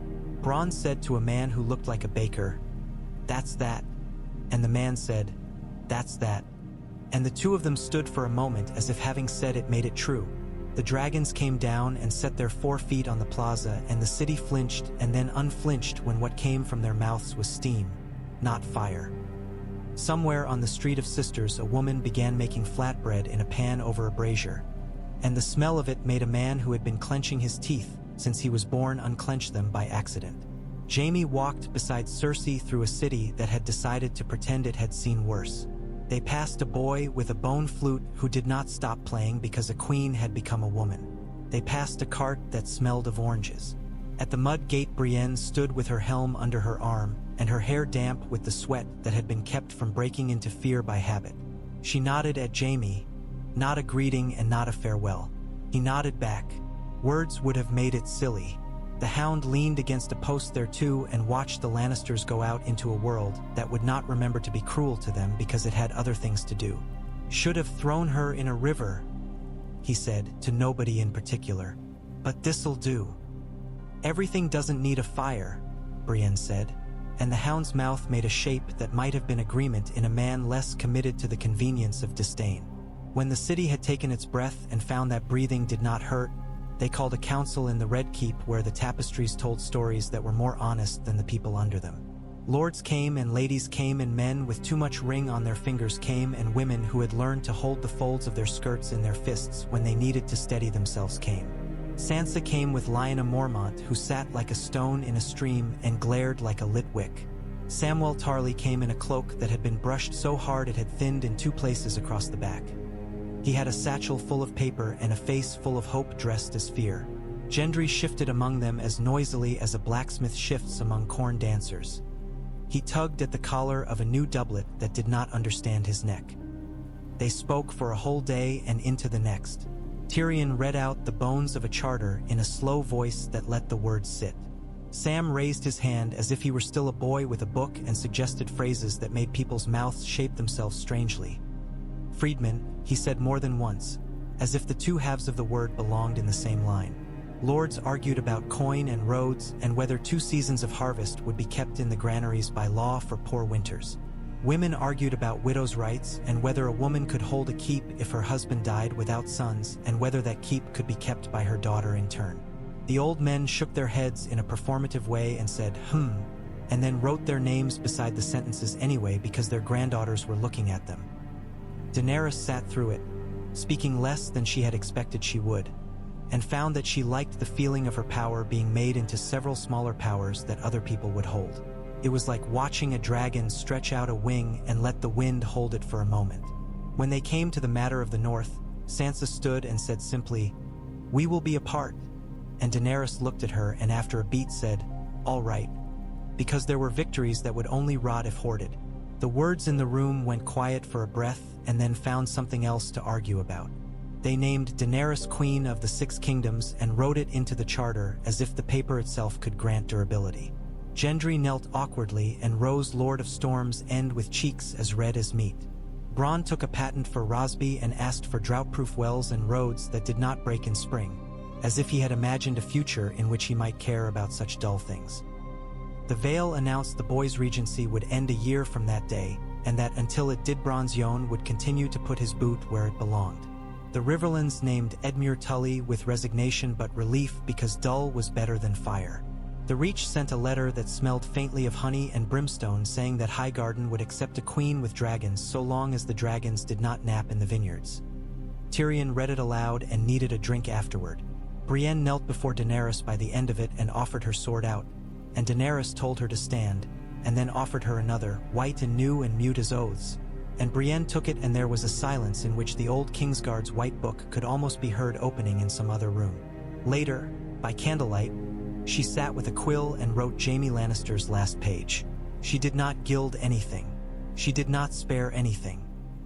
She wrote, "He kept his oath to the living," and there were wet places on the parchment where the ink swam a little. When they parted finally, the yard outside the Red Keep had begun to pretend at spring. The dragon knelt low enough that Missandei could lay her hand on its cheek before she climbed the plank and went aboard the ship that would take her to Noth. Grey Worm stood with his hands at his sides and did not reach for her because he had learned that sometimes the bravest thing a man can do is not to take what he wants to hold. "We will make it safe," he said, and the words had the shape of a vow a soldier can keep. She touched his arm and then she was on the deck and the sail went up, and for a moment King's Landing looked almost like a place where people might make small and peaceful promises. A week later, in a windy court where the walls had once been lifted by Lannisters and would now be held by Arryns until the boy was less boyish, Arya met Gendry halfway between a forge and a table that had bread on it. He scratched his neck like a man who had not yet decided what to do with his hands. She chewed a heel of bread and watched him. "They gave me a castle," he blurted, as if reciting a misfortune. "You look miserable," she said comfortably. "I can fix roofs," he said. "I can keep roads clear. I don't know what to do about harvests." "You will learn," she said, and then, because she had learned it herself, "Your people will teach you the parts you're not born knowing." He swallowed. "I thought," he began, and stopped because he had promised himself he would not embarrass himself by spilling his heart in a yard where anyone could see. "I asked once," he said instead. "I'll not ask again if you don't want me to." "I don't want you to," Arya said, and then because she was not cruel, She took a small iron token from a pouch and put it in his hand. It was the head of a wolf hammered by a clumsy smith, the nose a little too long. But you can ask other things. You can ask me to come when the roofs are bad and the roads worse. I can ask you for a nail that won't bend when I hit it wrong. I can ask you to tell me what the sea looks like when it's angry at storm's end, and you can ask me what it looks like where there isn't any west anymore. She met his eyes and held them. I am going, she said, not hard and not soft. He nodded, jaw working.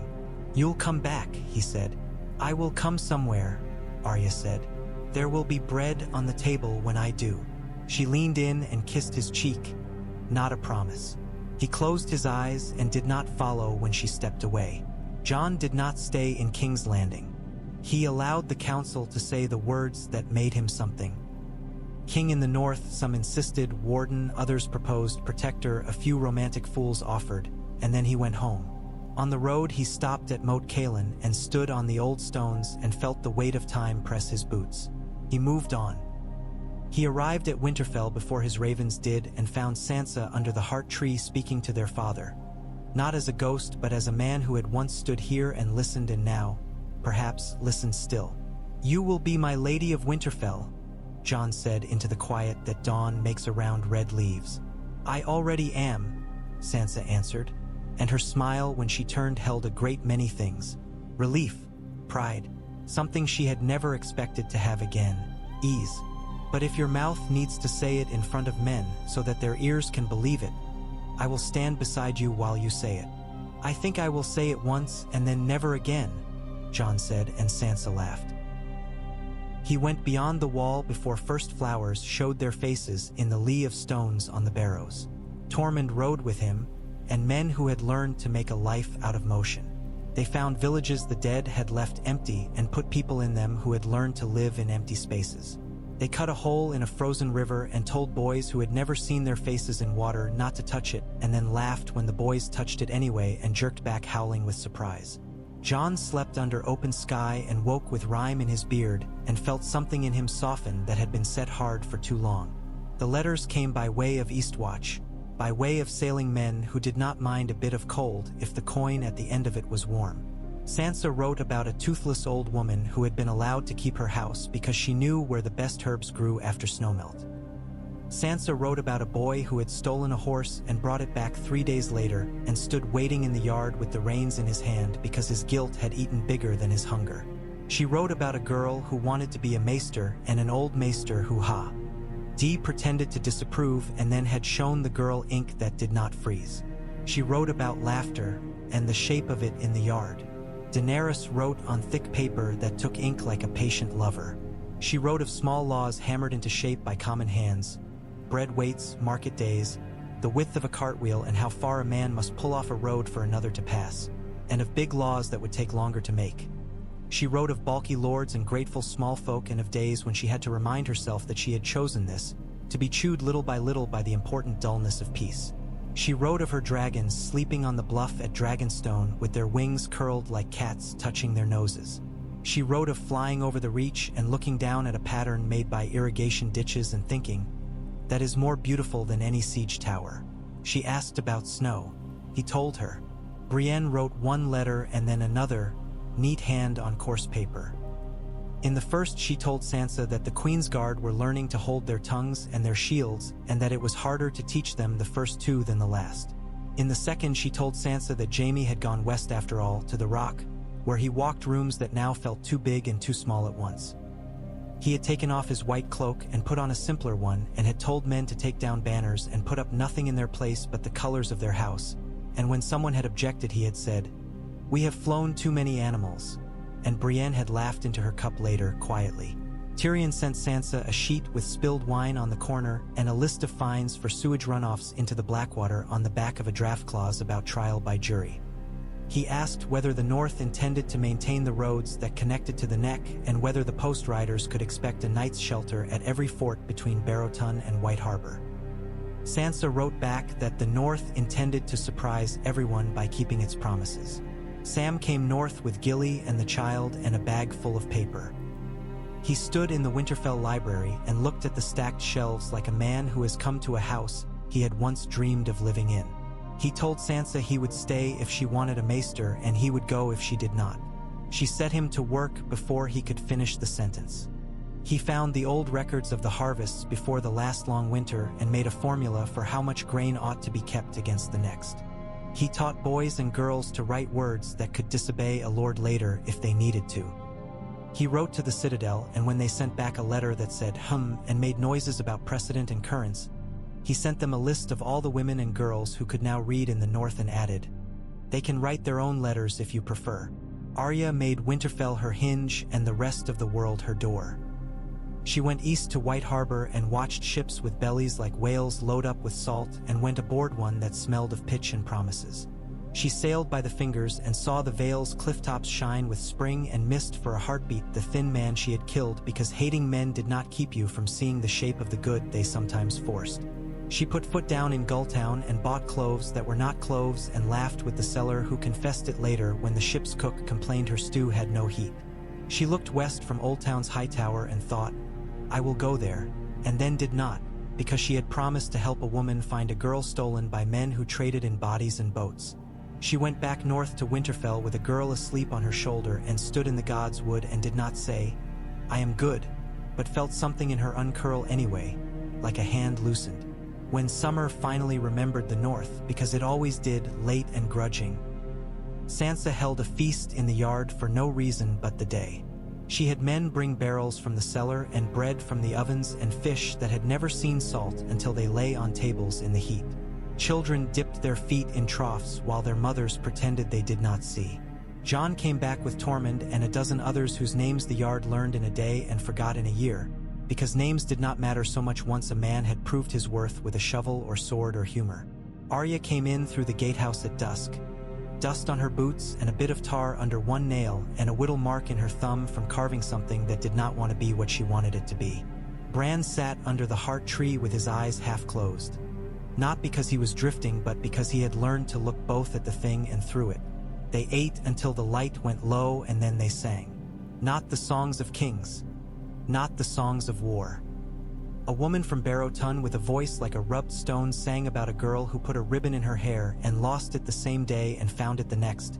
And people cried because songs like that hold the shape of lives better than others. Tormund told a story about a bear who had stolen a man's soup and then married him. And Brienne snorted and then had to explain to Lyanna Mormont why, which cost her dearly. Sansa looked over them all and did not try to push the moment into her memory. She stood in it and let it pass through her. They did not hear from Cersei for a year and then 2 and then 3. In the 4th year after the longest night, a letter came to Winterfell with a seal pressed sloppy into wax, as if the hand that had made it had forgotten itself halfway through. Sansa opened it in the solar with Arya sitting on the sill and Jon bent over a map and Bran dismantling and reassembling a puzzle of carved wood birds one-handed. It was from the rock. It did not say from Cersei. It said only, "The grapes on the southern slopes were sweet this year and the goats on the northern face have learned new paths. There are children in the kitchens who do not know what my name meant and they laugh anyway." It was signed with a line. A year later a second came with fewer words. "I am old. I am stubborn about sunlight. I sit in it longer than I should. I do not think of the city unless the wind smells of oranges." The third and last came with no seal at all and said only, "I am." Sansa put it in a box with the mockingbird pin wrapped in cloth. It was not forgiveness to keep it. It was simply keeping. In King's Landing the charter became the habit of law the way a path becomes a road when feet forget they once chose it. Tyrion aged into it like leather keeps the shape of the hand that uses it. He lost some battles with men who owned too much land and won more, and when he lost he wrote the loss down, and when he won he wrote the win down too. He became hand in truth rather than posture, because the queen allowed it and the city did not hate him for using it to hammer and not to carve. Daenerys learned to sleep without waking at every creak of the Red Keep and to fly without tasting revenge on the back of her tongue. She put men in cells who had been gods in their own houses and let them out when their wives sent petitions that hummed with sense, not fear. She bent her ear to flea bottom and put coin where a man would otherwise put rope. She sent Unsullied to help build culverts and Dothraki to haul stone because a strong back does not need a sword to be useful. She rode to the reach and stood in the shade of an orchard and watched women work ladders and baskets as gracefully as dancers. And a dragon's shadow crossed the fruit and did not scorch it, and the women did not scream. She came north in the third summer and stood in Winterfell's yard, and the dragons laid their bellies down on the warm stones, and people came near enough to feel their breath and did not run. Sansa and Daenerys sat with their heads bent over a tray of fruit pits and talked about the weight of rings. When Daenerys rose to go, Arya pressed her hand, not as a pledge and not as a test, but as acknowledgement of a life being lived in a particular direction. Brienne, in her white cloak, wrote another page in the book. She wrote of a girl with a bear-scarred house sigil who had learned to fight with bow and words, and who died in her 13th winter holding a giant's eye with a spear until the giant could not see. She wrote of a man with onion breath who did not die and made ships when there were no ships to make, and taught boys to curse in 3 languages so that cursing would lose its glamour. She wrote of a woman from the river who had been nobody by any account that mattered, and then had mattered to so many that the book did not have space for all the lines. She wrote of Jaime's last quiet years in rooms that were simple and stables he liked better, and she did not write of the ache in her chest when she sharpened his page. On a morning when the sky over the Bight was as clear as a new coin, Arya went down to the harbor at White Harbor with a small group of men and women who were not hers and had become hers anyway. The ship that was theirs did not have a name because naming is a promise and promises are heavy. She called it what it was, our ship for now. Sansa stood on the quay with a shawl over her hair because the wind would do what it wanted with it otherwise. Jon stood with a boy from beyond the wall who kept looking over his shoulder at the town as if it might chase him, and then at the sea as if it might lift him. "You will go west," Sansa said, making it real with the word. "I will go until there is no west left," Arya said, echoing herself, a little amused by it now. "I will look over the edge and see whether there is an under to the world." "You will come back," Jon said again, stubborn. "I will find my way," Arya said.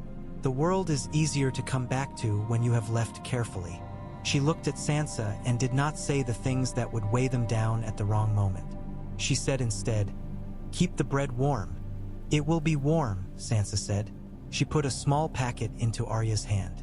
"Dried apples," she said, because she was bad at the performative part of goodbye. "From last fall." Arya smiled, at last without pain in the shape of it.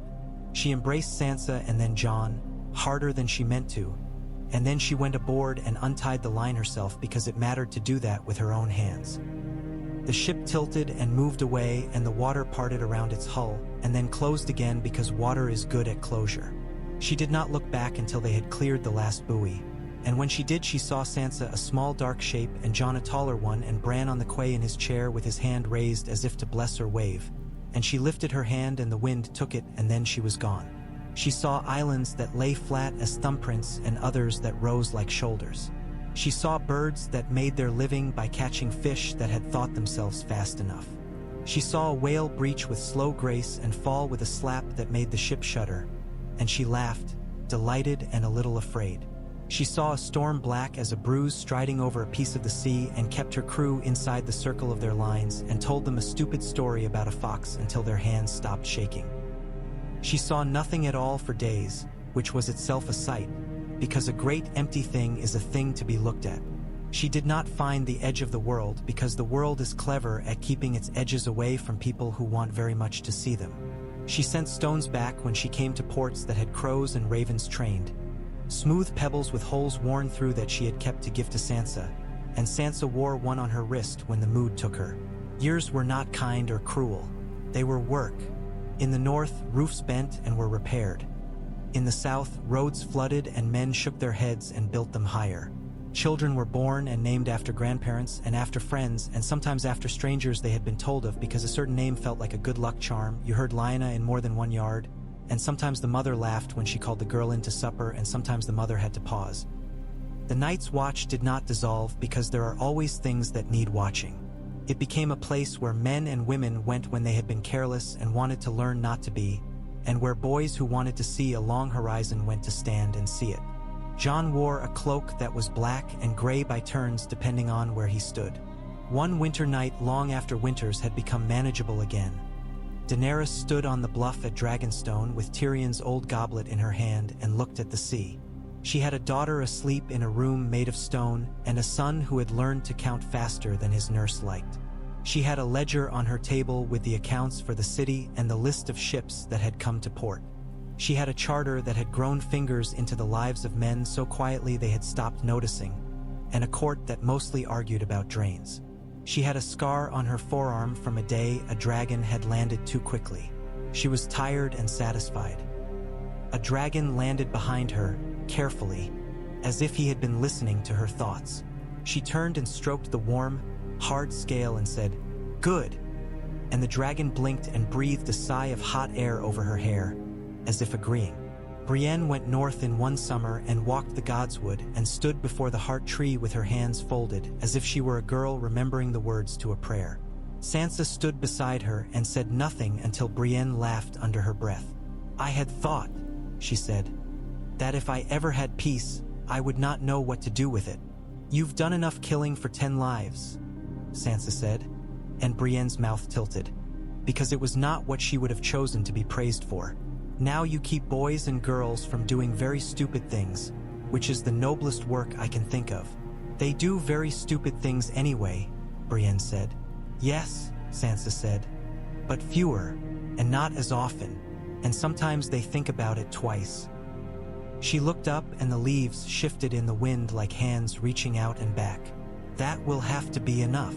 Tyrion wrote a book nobody asked for and few would read, titled dryly A Consideration of Waters and Ways. He dedicated it to no one and to everyone and to Shay without putting her name, because some names must be carried privately.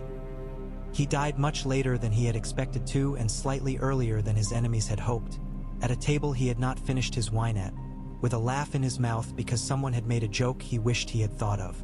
When they read the book out loud in council to spite a boring afternoon, the part that drew nods was not his broom philosophy about sewers, but the sentence that said, "Law is the manner in which we agree to remember each other tomorrow." The Hound did not send letters. Sansa heard of him once from a traveler who had stopped at the Quiet Isle, where a gruff large man in rough robes had told him to rinse his bowl and leave it on the rack. She heard of him again from a girl who had come over the mountains with a sheep and an opinion and had found a man on the road who had glowered and then picked the sheep up and carried it across a stream so it would not drown. Sansa wrote no letter of thanks. She stirred soup and thought of a man with a burned face breathing easier.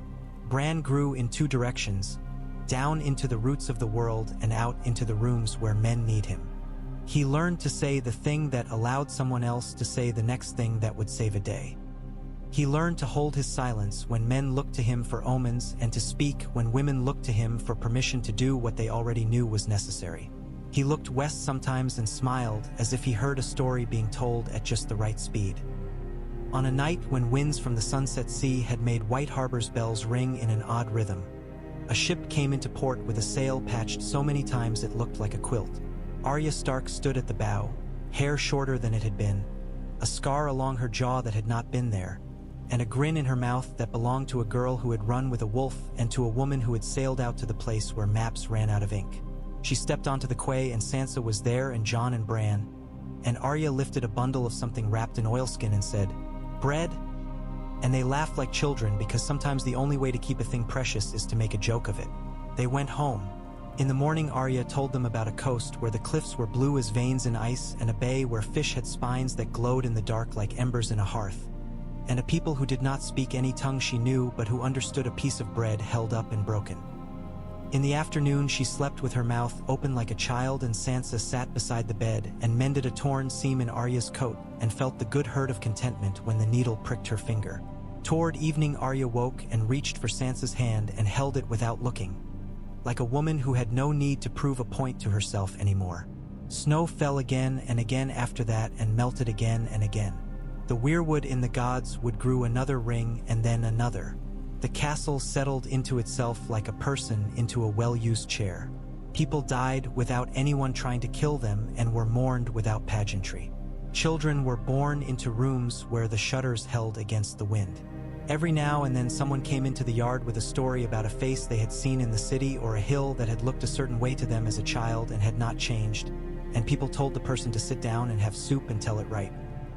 When someone asked Sansa years later what had made the difference, the one decision, the one day, she did not say, "I sent Arya with a knife," though that was true enough in its way. She said instead, "Many people chose not to do the worst thing they could think of, at the last moment when it would have been so easy. That was it." Then, to herself, she added, "And before that, the girl with the list chose to count to 101. Arya did not carry her old list anymore. She had replaced it with a different one. Things to build and keep. She kept it where she had once kept the other. Not on paper, but in the space behind her breastbone where it could not get wet or burn.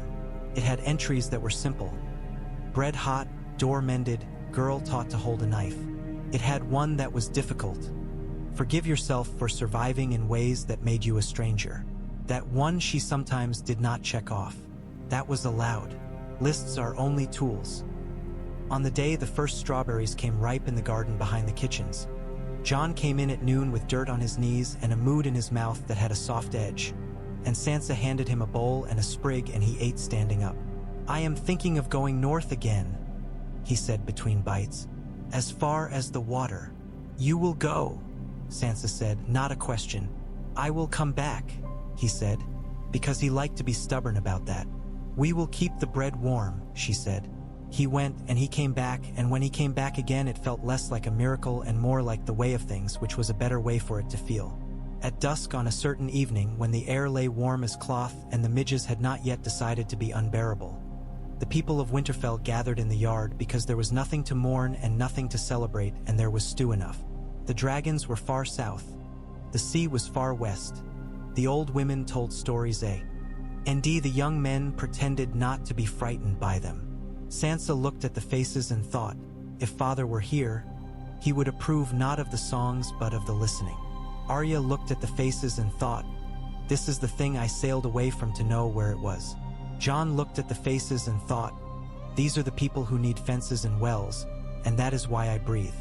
Bran looked at the faces and thought nothing, because sometimes knowing everything means choosing to rest.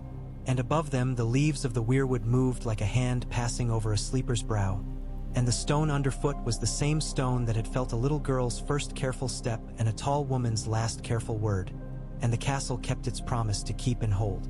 Winter tapped at the windows some nights out of habit. Someone rose and set another log on the fire and turned their pillow for the cool side and went back to sleep.